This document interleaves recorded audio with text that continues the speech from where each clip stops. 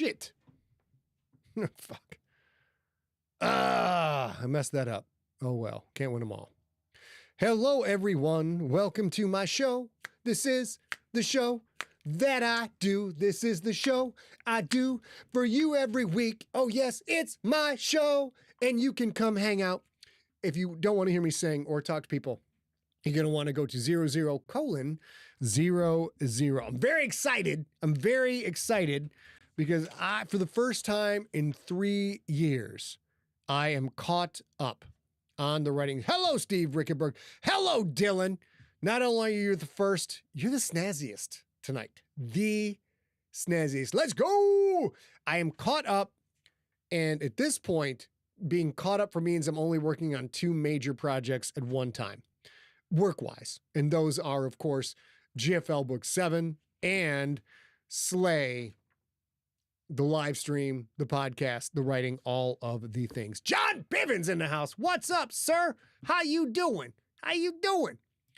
Edward Rocco, good to see you. Good to see everybody. You can tell I'm a little bit hyped today. My voice, I might have already fried my voice because I just jibber-jabbed with my phenomenal wife for like an hour, which I'm not supposed to do. I'm supposed to rest the vocal cords, you see.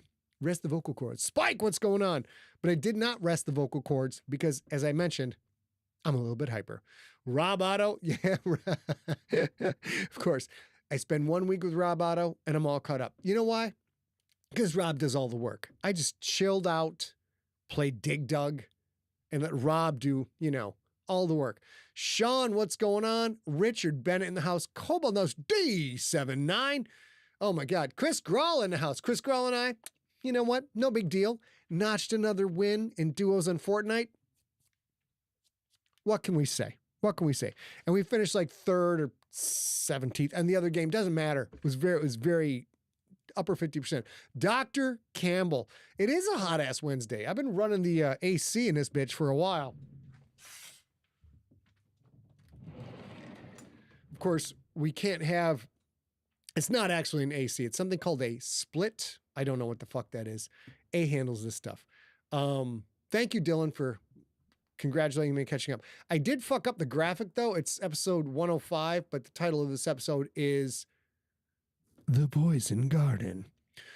I now literally need to take a trip to England to see the fucking Poison Garden. If you guys have not looked at the Alnwick Poison Garden online ever, it is the coolest shit in the world. It's fucking amazing. There's a giant castle where they shot Harry Potter and the recent Dungeons and Dragons movie and Brideshead Revisited and all kinds of shit.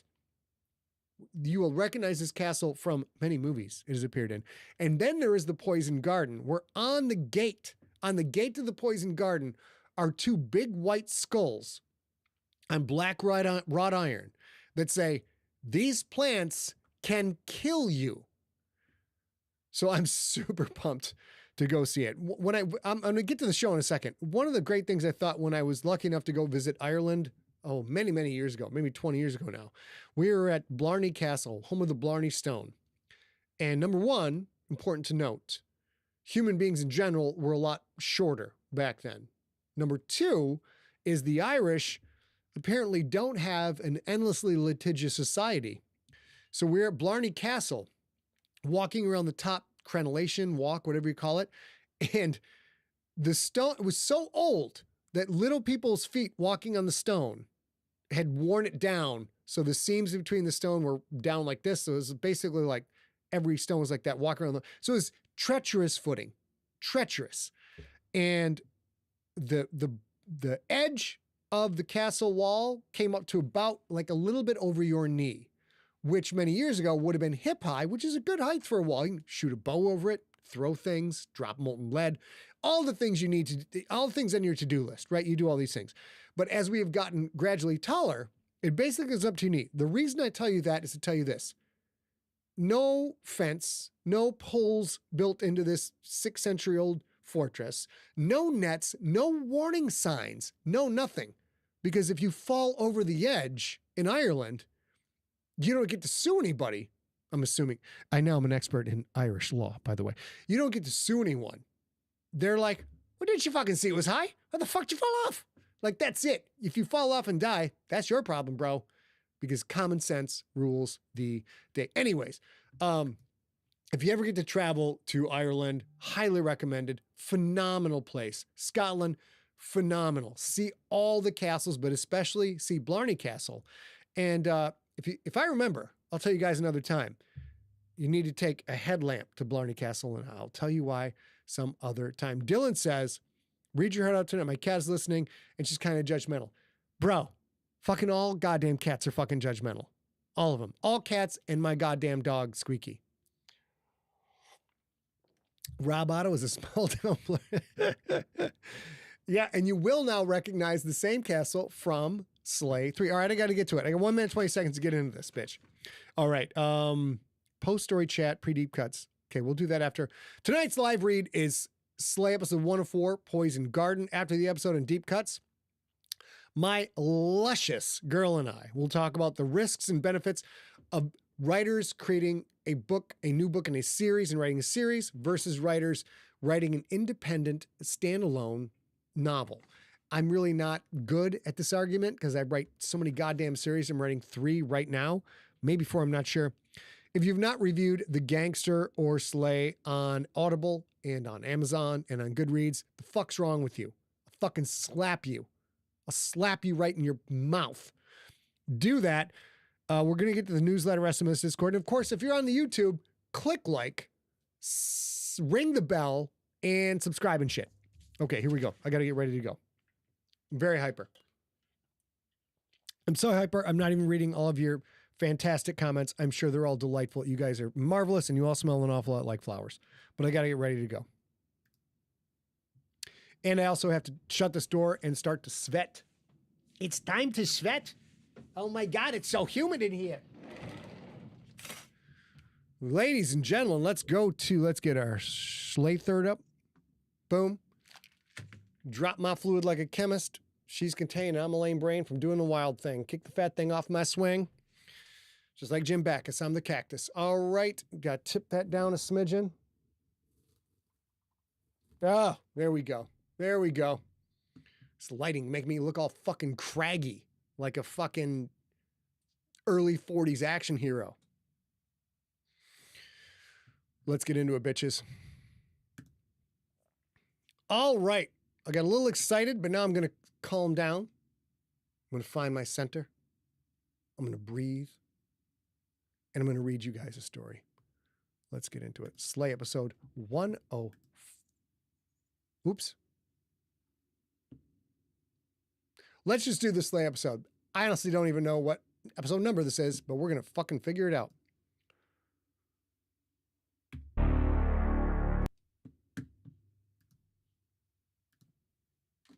Okay, we are testing to make sure we've got signal. We do. Ladies and gentlemen, let me take you away from your daily troubles and travails. Let me carry you off to a place where we can all enjoy a story together. Here we go with Slay.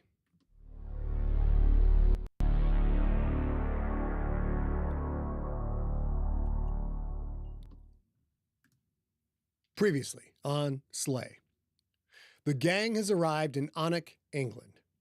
Lincoln, Billy, and the armor controlled by Magda are ready to go.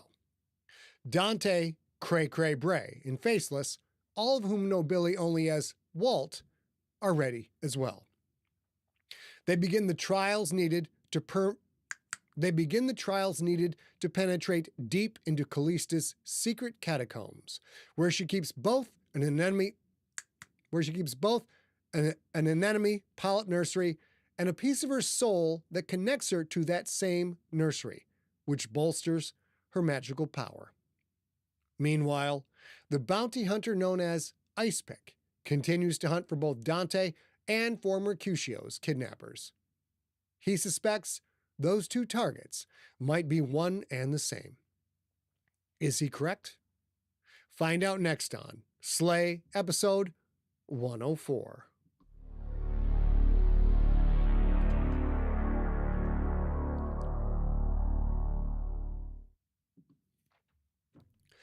Dante doubted he could have found a better team even if he had paid for it. What a lineup. And all it cost him was some promises. Callista's bullying behavior and her relentless need to dominate were the investments for which Dante would, hopefully, reap the rewards. To think that if she had just let the man in gray's son go, she might have had the human meat grinder as an ally, not as an indentured vassal. People skills. Some had them, some did not. In addition to Faceless and Cray-Cray Bray, he had Lincoln Franks, hobbling along on a bad leg. Sure, but still, Lincoln Franks. Tougher than a piece of flint in a winter boot. Harder to kill than a cockroach.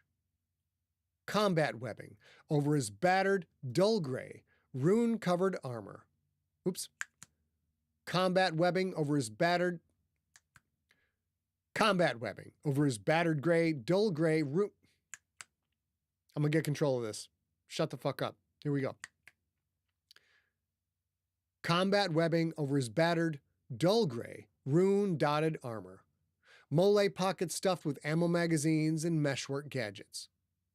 How many weapons did he have stored away in that Rixator cloak of his? An answer that most paid dearly to find out. Last but not least, the haze of Ciramel. Thick, wavering smoke that covered Lincoln's eyes, that curled up from them like the horns of a shadow demon.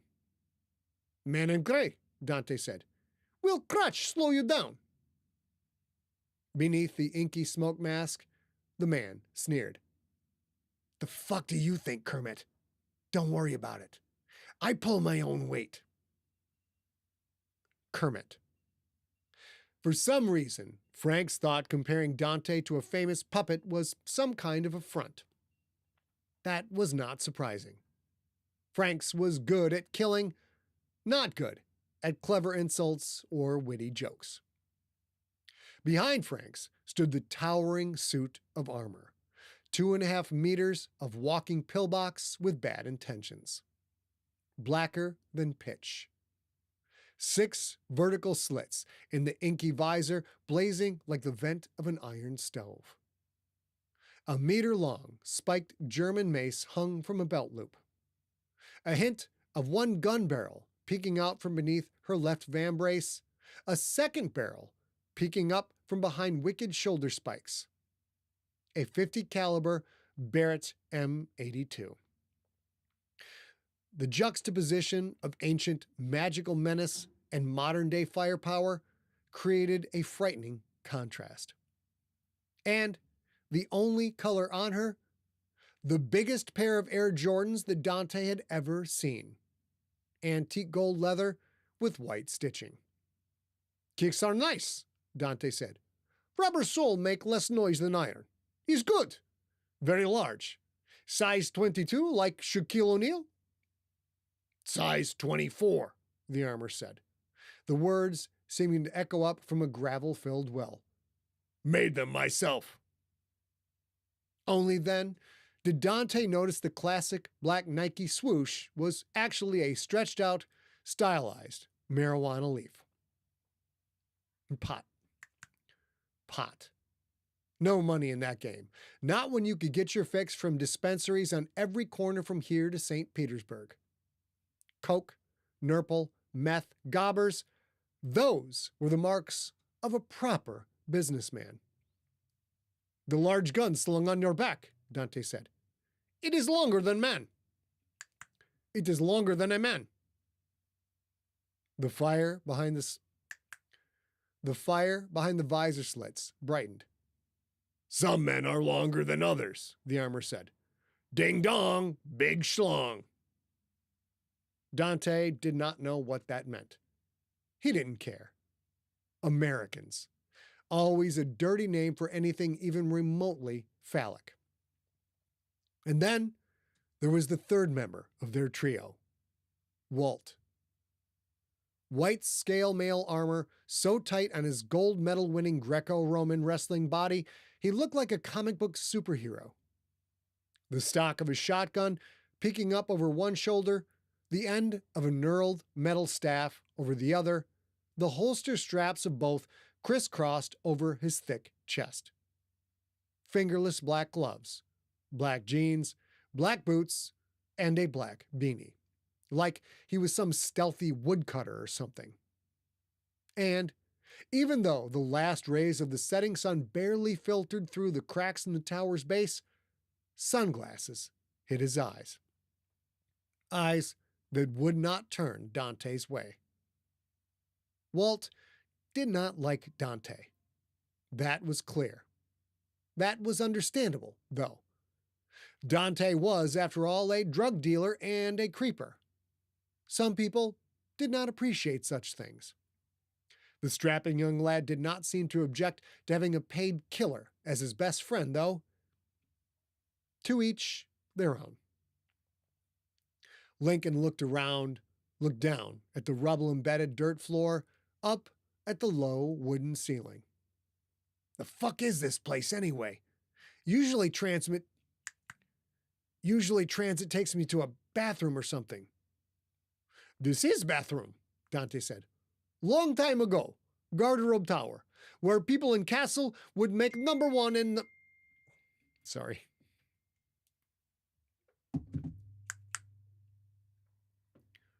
Long time ago, people in castle would make number one or number two. We stand upon centuries of pee-pee and caca. Cray-Cray Bray twitched. That's gross. Like, really gross. Let us review plan, Dante said. With help from inside man, we hopefully go like clockwork.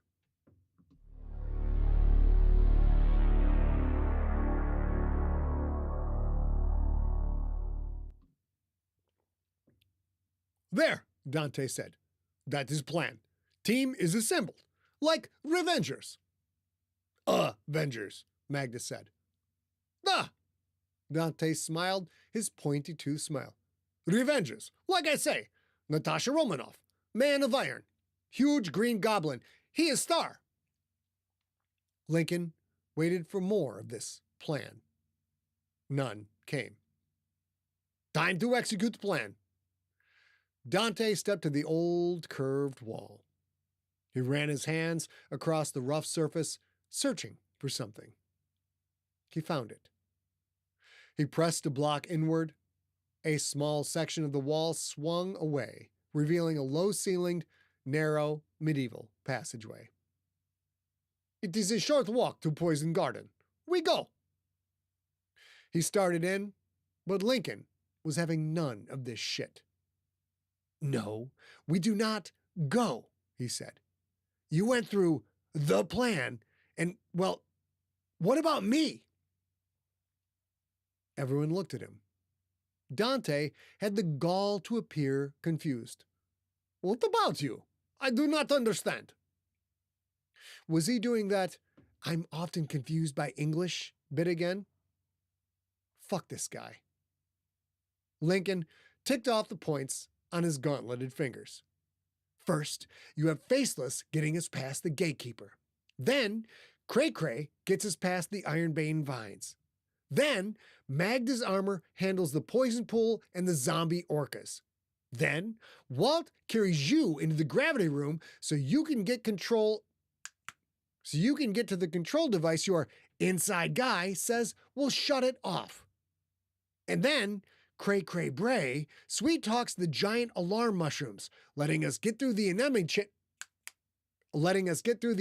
chamber without getting stung so we can reach the vault and use Mercutio's heart to open it. Dante nodded. We open vault. Callista's we open vault, get to Callista's Dormantus, and any golden treasure, Cray-Cray said. And any golden treasure, sorry, too many characters. And any gold or treasure we can easily carry, Faceless said. I have no wish to be so burdened with greed that we cannot escape. Cray-Cray said. Suit yourself. Dante sighed. If I may continue, we get Dormantus, grab as much gold and treasure as we can easily carry, then proceed back out of Anemone Chamber to Internal Transit Hub, thereby avoiding the traps we just defeated. And we leave. What is problem? Lincoln gritted his teeth. The problem, you short little fuck, is I don't do anything in this plan. What about carrying you into the gravity chamber? Can I do that part? Dante glanced at Lincoln's crutch. You can make long leaps with that? Gods, did he hate this stupid crutch. I can hop, he said, like really far. Walt is strong as bear. Dante nodded toward Walt. Look at him. He nodded at Lincoln. Now, look at you. Perhaps next time with, many more push-ups. And Walt has no other powers, at least not that I have seen. He has to do something, da? Lincoln thumped his fist against his chest plate. So do I. Link, let it go, Billy said. You're on the DL. A tan-pink flush rose on Faceless's blank features. Lincoln, the no-para said. You are gay? That was Russian, not Japanese, sorry. Lincoln-san, the no-para said. You are gay? This was turning into yet another giant clusterfuck. Not DL as in down low, Lincoln said. DL as in disabled list. It's a sports thing. He looked at Billy. Right? Billy shrugged. Sure, why not? That goddamn kid. This was not the time for humor. Sam's life, Sam's very soul were on the line. Heh, Cray-Cray said with a twitch. Geez, Lincoln, I didn't know you had a problem with gay people. I do not have a problem with gay people, Lincoln said. Faceless's color flush deepened. That is good news. Wait a minute, Billy said. Faceless, are you gay? That depends on the day, Faceless said, and on the gender. Cray twitched twice that time. Faceless can be whatever they like. The shape-shifting thing isn't limited to the face, if you know what I mean. They're kind of a LGBT potpourri. It's a LGBTQIA now, Walt said. Armor Magda shifted her stance. LGBTQIA plus, I believe. Cray-Cray gave an apologetic nod. Right. I forgot. No offense intended, Lincoln. For the G part. Or are you a B? He was going to kill all of them. Not another word about shape-shifting. Not another word about shape-shifting junk, he said. Not another word.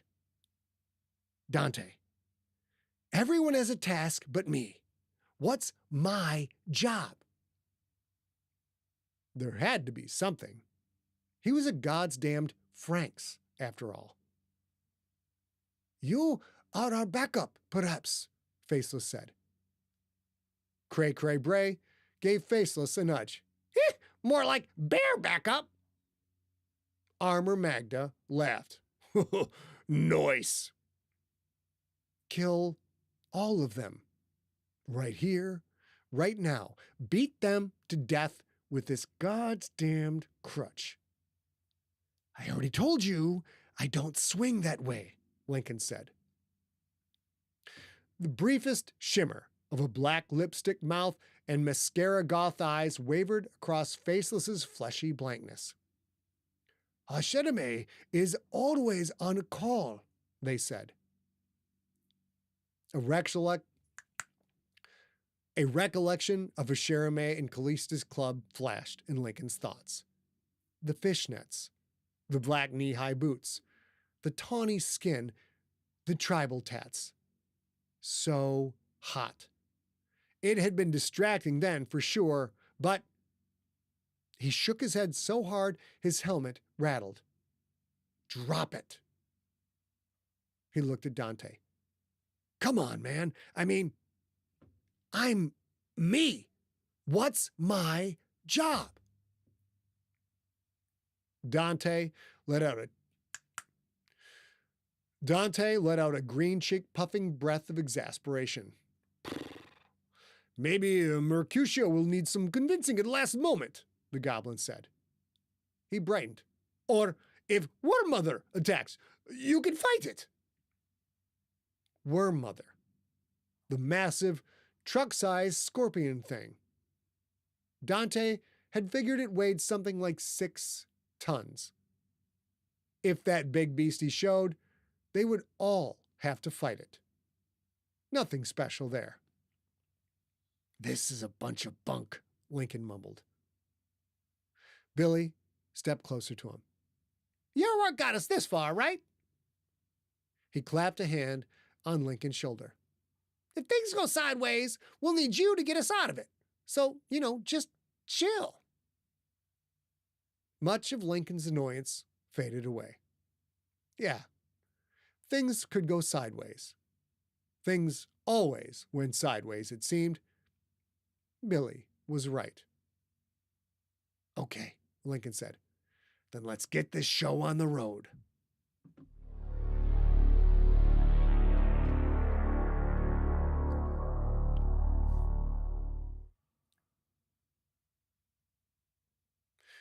The armor was the thing. I need books on ancient armor, Icepick said. Large suits, filament modified, circa 900 to 1000 AE. And I need the rare stuff, suits that have never been in a museum or in a private collection. Behind the inquiry desk, the ghostly, whispering lamplighter tapped rapidly at the runes stitched into her amber smock. The mute poltergeists communicated only by symbols on their clothing or the ones tattooed on their misty skin. Icepick tried to keep up, but this particular lamplighter moved too fast. Say it again, he said. Slower. The lamplighter repeated the sequence at half the speed. This time, Icepick got it. Yeah, okay. Western European is my guess. Crusades, Reconquista, or, campaigns against the Baltic tribes as well. The ghostly woman picked up her ghostly oil lamp and floated off into the Dex's seemingly endless aisles and shelves. The greatest library in the history of the world wasn't in the world at all. It was in the patchwork. It was in Cordis, a city Icepick hated with the intensity of 1,000 suns. He rarely visited Cordis. The place was a freak show. He didn't like rubbing elbows with the monsters, the half-breeds, pseudo-humans, and all the other nasties he might someday be paid to kill. Disgusting remnants of an uncivilized age, the lot of them. Cordis, though, was home to the Codexium Infinitae, so he had no choice but to wallow in this ancient cesspool. The massive library, shorthanded as the Dex by most, was in Little Acadia, a towering ziggurat with 30 stories above ground and 50, at least, below. Over 240 million books, scrolls, catalogs, commentaries, maps, administrative and legal texts, and more.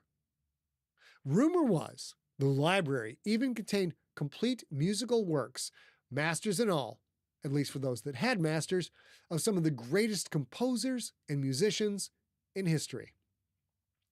The Sumerian temple hymns of Enheduanna, Alma Gluck's operas and spirituals, filament-captured performances by Thirogana Sambandar, pressed into dried lotus petals and bound in gold wire. The raw, captured emotions of ancient zither master Bo Ya, the blood-signed contracts and complete recordings of Robert Johnson and Screaming Jay Hawkins. And even the cursed, lost songs of Christopher Cross. 12 DAT tapes recorded aboard his actual yacht, said to have the power to summon storms of unnatural calm. The armor was the thing. That was how he would track down the kidnappers. Icepick couldn't say why he felt that way, but he did. Gary Sater's excellent description of the armor helped Icepick narrow down the time frame. Narrow down was a bit of an exaggeration, considering the ancient plate might have been made anywhere in a 100-plus year span. But it had helped. The Dex's librarians were said to be immortal spirits. To work here, one had to sacrifice oneself to Thoth. From what Icepick had heard, the ceremony involved getting your tongue sliced out with a calamus, then eating papyrus soaked in honey and ink, and then having your brain pulled out your nose with a cerebral extractor. Talk about dedication to one's profession. The hovering, lamp-carrying ghost returned, a stack of 5 ancient tomes floating above one upturned hand. The armor was the thing. Icepick took the stack of books, walked to a desk that was ancient before Caesar was an itch in his daddy's toga, sat down, and began to read.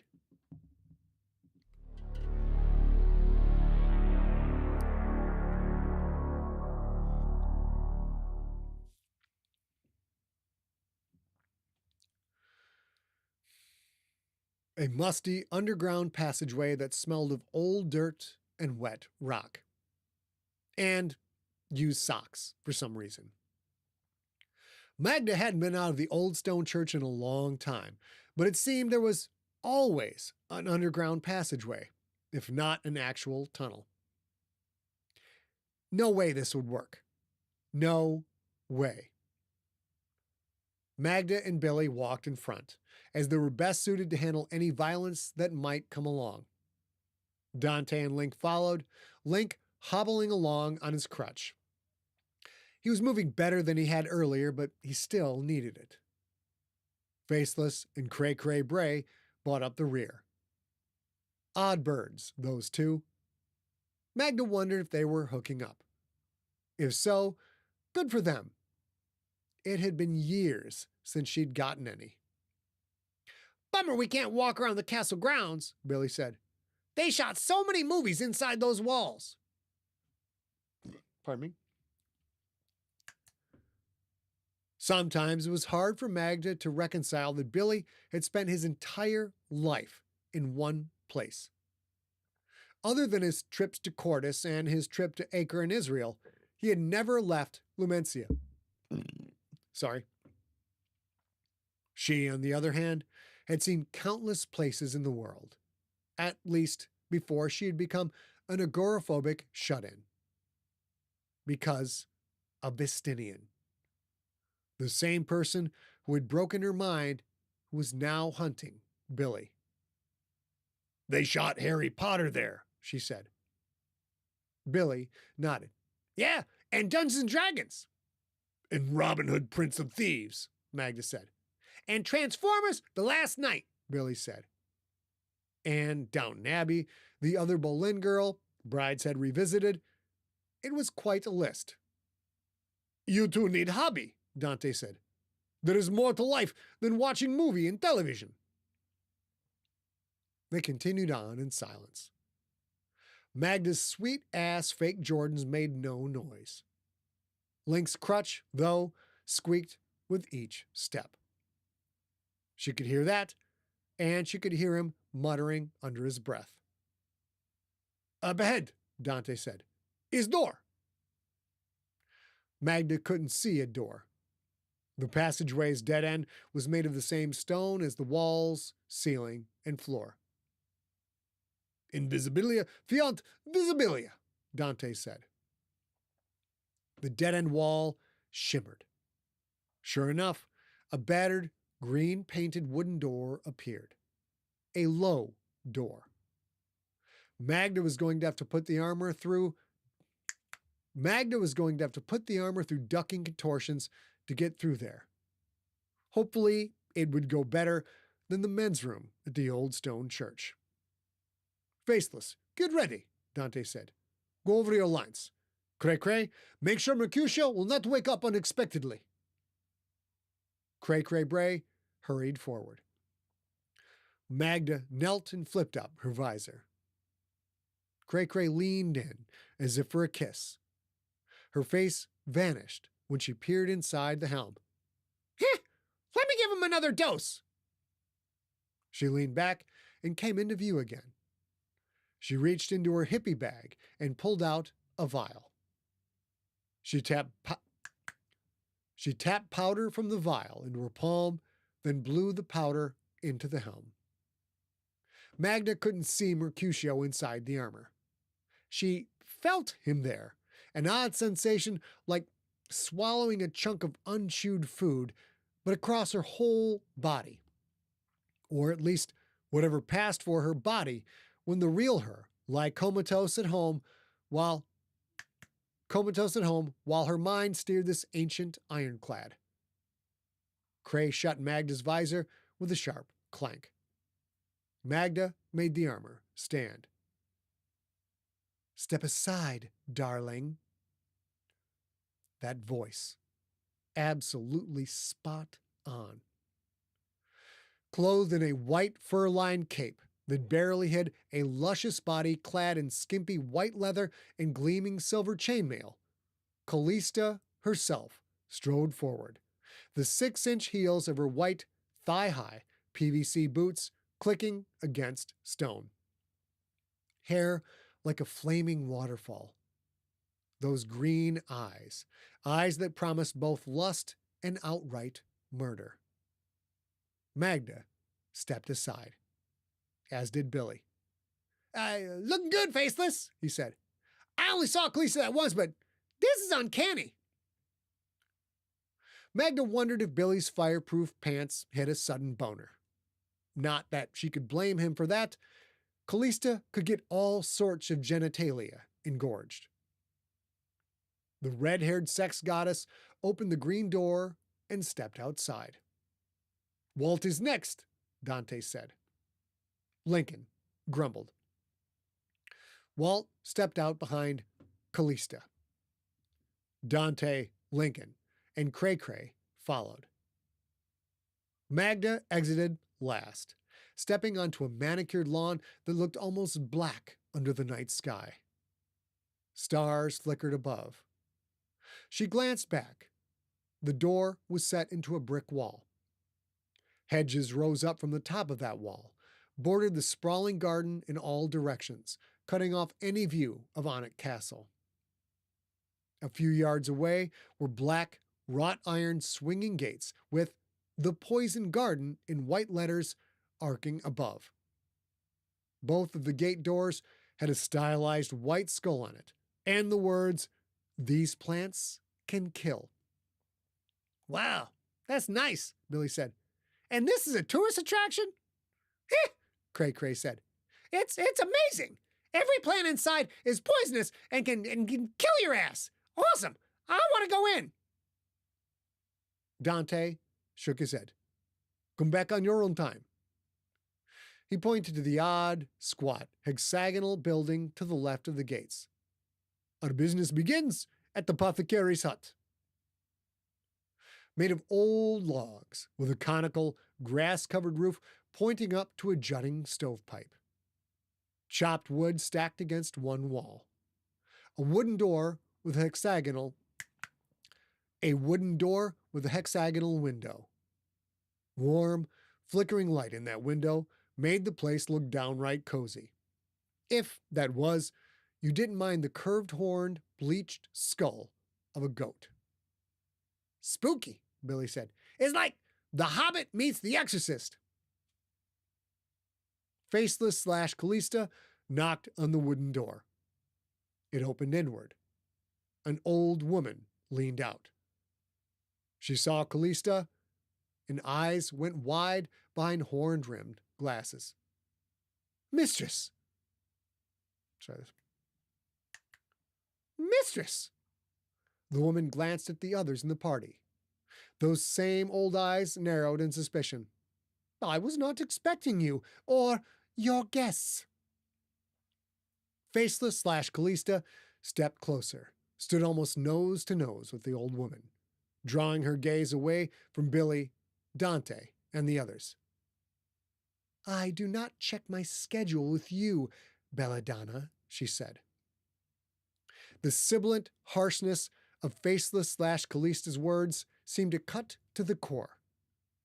The old woman's overlay faded, partially revealing a humanoid form made of a green plant with dark violet flowers and purple-black berries.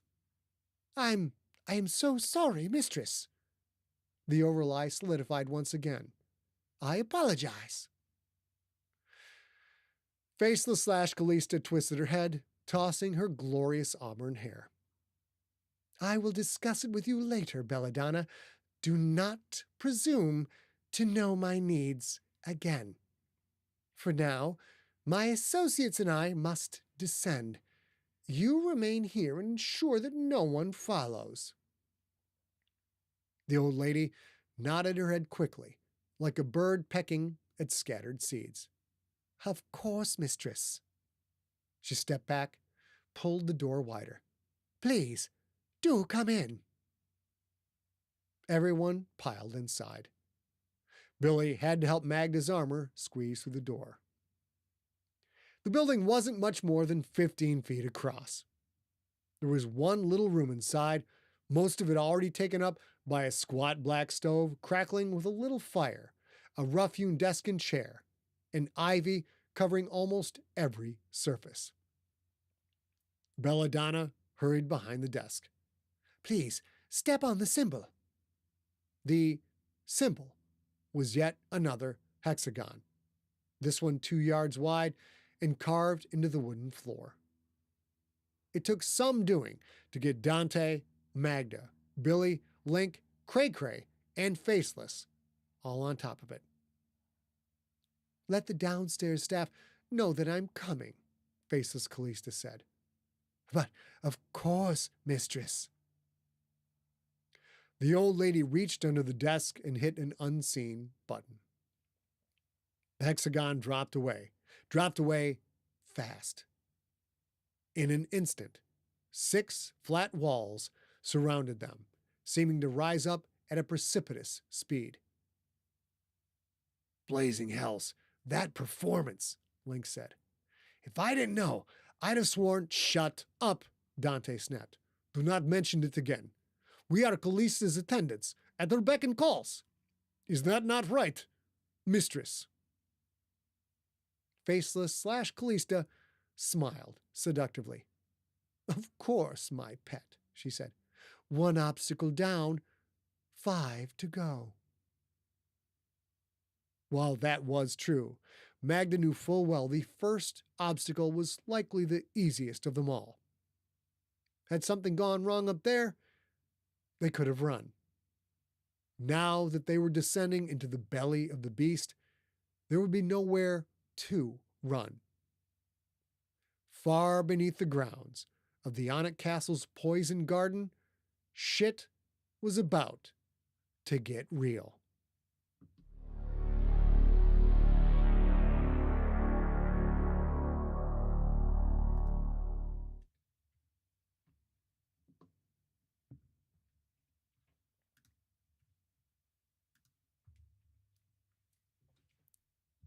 That's it. That's all you bitches get. Whoops. Tried to turn that shit off. The price you pay for having nice conversations with your wife before the show. It's already raspy. Deep cut's going to be awesome. I forgot to tell you guys.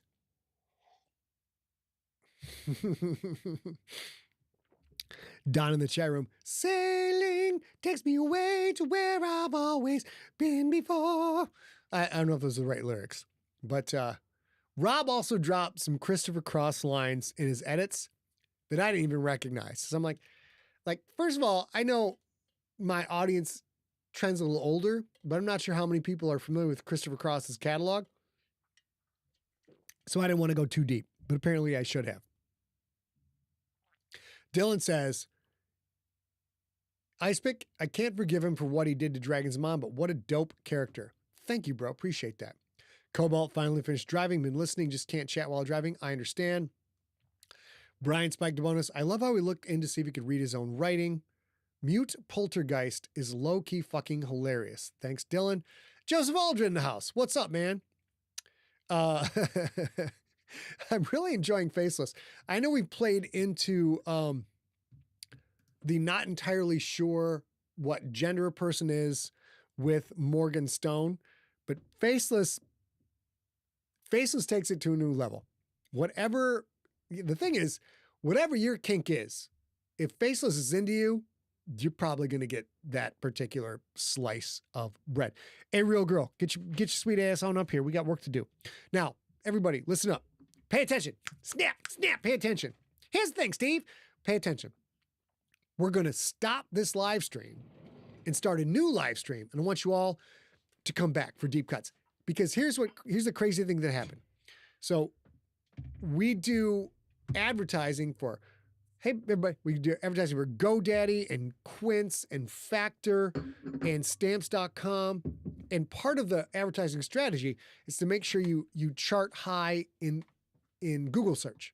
And it's been very important for us for the GoDaddy promo code. It's been a big part of an up and down part of our income for like 20 years now, right? So we've gotten better at it. We sort of know what we're doing to some extent, but a large degree, our high ranking, if you search for GoDaddy promo code, is because many of you have websites, have listed that code, listed our code for that code, et cetera. So we get those links. But also it's because we have different footers for YouTube, LinkedIn, Facebook, Twitch, et cetera. And that gets us like a lot of hits. Last week when our tech took a shit and we had to stop and restart, instead of having 4 new things, we wound up with 8 separate new things. And we shot up to number 2 in the world for GoDaddy promo code for GoDaddy, which is, there are people with like staffs of like 30 who try to get that high and they can't even get close. We messed around and got a triple double, basically. So we're going to start now. We're just going to stop and restart. So all of you get ready, and we're gonna get to it in just a second. Let's finish up. First of all, I got so much stuff, baby. I got stuff going on. I know. Whoop. You can hear yourself. Headphones on? Nope, not yet because my mic wasn't on, so I didn't do that. That's all right. Get your headphone on. All right. And before we start the next one, let me get an idea here. How you doing? Can you hear yourself? Yep. You seem a little quieter. Yeah, but this afternoon I sounded a lot louder, and I'm still a lot louder if you look at the... Well, we're looking right here, right? I know, and if you look right here, I'm still super loud, right? That's because you're French kissing the mic, which I'm jealous. I'm jealous of that mic, bro. Not gonna lie to you. Let me get you dialed in a little bit here. Steve, if you have any recommendations as usual, Steve? Steve, learn to fuck speaking English, will you? Jesus Christ. It's been a crazy. Why can't I get this shit to... Oh, done. There we go. Hold on, everybody. We got a very interesting deep cuts for you. Okay, baby, talk to me slowly. Talk to me steadily. I'm talking to you slowly and steadily because you've asked for both. I'm back on the that looks pod good. mic. That looks great. Yeah, let's do it to it. All right. Okay, so... Shit. There we go. Okay, slide your beautiful butt over to the right. Okay, here we go. Let's do our housekeeping real quick.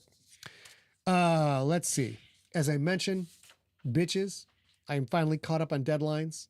Crypt Book 2, out the door. Warpath, out the door. Slay Season 4, thanks to the work of Rob Otto, completely detailed outline. It's the business. I'm so excited, you guys. I'm so excited. That means I'm caught up, which is, I've been working out for 3 years. So here we go. Sunday, July 13th, Slay episode 103, Dragon's Mom, hit the feed. Friday, July 8th, Deep Cuts episode 58, Audible's antitrust case, hit the feed. And that's a good episode. If you guys like if you like audiobooks, you like podcasting, you want to check that out. Sunday, July 20th, tonight's episode, Slay episode 104, Poison Garden, will go live in the feed. And of course, you can subscribe to the feed at scottsigler.com/subscribe. July 24th to July 27th, I, yours truly, am a special guest. Get those shoulders and get that, put your back into it. I'm a special guest. And none other than San Diego fucking Comic-Con. That's right. There are no offsite junkie meetups scheduled this time, as you know what? I'm so sorry, guys. I'm busy. Okay, but we did look into it, but the con is splashing out on special guests they do every year, and it just didn't mesh with us being able to make sure Scott was at every event for SDCC. So this time at SDCC, nothing. I'll take over from there. Then Saturday, August 2nd, there is a Sigler Junkies happy hour. My dear friend Steve Riggeberg manages that. He runs that from 4 p.m. to 11 p.m. Pacific time. And I think I will probably drop in on that one. I've been missing for a few of the last ones because I've been traveling, or we've been traveling, or whatever. But I will probably be there on the August 2nd one, which is the first Saturday in August. And then we're going to be at Dragon Con after that. And I don't know a lot about the Dragon Con schedule yet. It's not quite set, but I do know that one for the junkies will be very late on Saturday night. Real quick, remember, if you're going to whisper, you got to get closer. I do. I have to get closer. Sorry you can about do that. the whisper. People love it. You said I was making, yeah. Dude, I'm not going to lie to you. I'm so into this chick. I love the whisper. All right, so junkie meetup. Let's see if my graphics is good. Boom, junkie party. Oh, That's no, incorrect. it's August 2nd. It's fucking incorrect. Sign up for the newsletter. I might actually get a newsletter out one of these days at scottsigler.com/newsletter. And of course, this is the place to be. Text SIG text to 855-955-5095. That is the best way to get to know what the fuck is going on. You have something to say, babe? I do. I have been working with the folks who do our SMS text to see there are a couple of people for some reason who are United States numbers who can't get on. There are a handful of people who are Canadian numbers who can't get on. And those both should always work. And then there are some international ones. And I'm going to try and get those on too. But I'm not sure that we have that capability. So if you can't sign up for the SMS text, the SIG text, make sure you sign up for the newsletter because all the information is the same on both places. Ladies and gentlemen, in the house today is Bruce McLaughlin, who has a super weapon coat. He made a fucking super weapon I didn't know leather that. fucking. Oh my god! Oh, dude. Is it for Wasteland? It's for Wastelands. He goes to this event. It's kind of like what's that thing out in the desert? Burning Man. It's but like cooler. Burning. It's like Burning cooler. Man. It's a much cooler, rawer Burning Man, but cooler. where a bunch of rich fucks in RVs don't show up. As far as I know, Bruce, I don't fucking know. But Bruce came to a reading event, fucking sporting. He and his partner came to his reading event, sporting a fucking shoulder to floor leather jacket with the super weapon logo on that shit. And I was like, get the fuck out of here with that shit. It was so sick. I love it. It was the sickness. So and he glad and to his see you, partner buddy. are having a killer year. Glad to so see you. congratulations to you guys. All right. I think that is about it. August 20th through September 1st. Did you do this last one? Yeah. Oh, I haven't said it yet. Oh, well, I sort of mentioned we're going to the San Diego Comic-Con we're going to be at, but we're also Empty Set is coming back to Dragon Con. Scott has been there the last couple of years. Finally, Empty Set has come back to Dragon Con. We will be there, and I have been talking with the rock god of podcasting, Charles McFall, who runs the podcasting track, and the rest of the team at Dragon Con. And Scott's going to be at a handful of panels. We're going to have a Saturday night, late night, one for the Junkies panel. Scott is going to, I'm not sure I'm allowed to say what the panel is called, but Scott is going to be on a 10 p.m. Saturday night panel. If you're going to Dragon Con, you want to be on. And after that is our one for the Junkies panel. Okay. Sorry. It's not Sunday anymore, Steve. It's Saturday. Little bit of a cold. So, real important point in the chat room. Beth, you Copenhagen is going to be at fucking Dragon also. Brian Spike asks, all I ever get in the text is just the notification of the live read podcast. I don't get any additional info. The reason for that is because I haven't had any additional info to share with you. And I'm very particular. I'm not just gonna throw stuff your way for no reason. I'm glad I didn't see that. She would not be happy with that. I don't have it. I don't just waste your time with shit. I only let you know when things are out. So what's going to be coming on the SMS list is obviously weekly episodes. We have many books coming out in the near future. We will have many new products coming out from our store, various sales. I will be in various short story anthologies and collections. I'll be a guest on other people's podcasts. All of that stuff is going to show up in the SMS list. So Spike, appreciate your patience, but there will be cool shit. Eventually it's all going to get in the newsletters. Oh my God, I talked to That's okay. Let me talk for a while. You breathe and pour me wine. Goddamn. So I will say this. We have been quite busy with Scott closing out some deadlines. We had a lot of travel, things like that. I have been interacting with the folks at San Diego Comic-Con this week and the folks at Dragon Con this week. We had a Sunday night Dragon Con one for the junkies, and I talked to Charles McFell, Rock God of Podcasting, who is also a junkie, and he was like, I can make this work on Saturday, but it's going to be a little bit late because we have a 10 p.m. thing. We can do it in the same room after. And I was like, yes, please. That is going to be so much better. So if you're coming to Dragon Con, sleep in on Saturday morning so that you can stay up late Saturday night. And we are going to have a Saturday night one for the junkies that I'm gonna do something fucking special. I don't know what I'm gonna do. We haven't figured. We'll talk about that later. Yeah, but we have a if handful. you are at that event, there will be. Hold me to this, baby, and also don't get mad at me, baby. We're gonna need to do something. Why make you all put your fucking phones away and nobody gets to record fucking jack shit? Oh, yeah, and we're gonna have a handful of empty set. Also, my hand's now a puppet. We're gonna need to do something. Set our dear friend Steve Rickeberg is going to be at that panel. Our dear friend Allie Press, both of whom make empty set better, is going to be at that event, and it's going to be late, but you should join. Ooh, Steve says, let's get pissed with the FTO. I can't say no, and I can't say yes. Also, come on, D79 says, Saturday morning is the parade, though. If you, dude, I love you. Hold on, we gotta go to the Scott Cam. Oh Lord, I'm sorry. There's you know what? Hold on. I love you, man. But let's face facts.